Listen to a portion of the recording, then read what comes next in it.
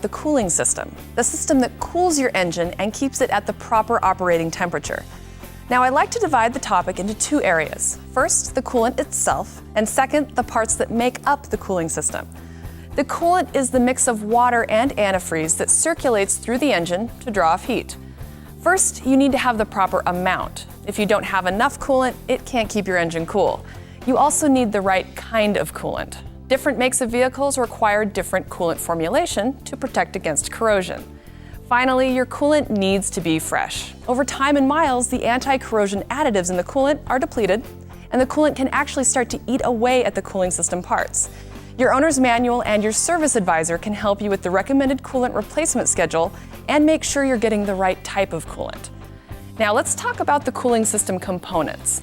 These will all eventually wear out and need to be replaced. Starting with the radiator. We see them coming into the shop with leaks or clogged with deposits.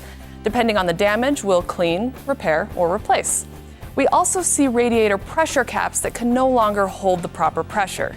We recommend replacing pressure caps when you change your coolant to avoid this problem. We see leaky water pumps and hoses that need to be replaced. There's also a part called the thermostat that opens and closes to regulate the flow of coolant. Sometimes they stick open or closed and the cooling system won't work properly. It's a straightforward replacement.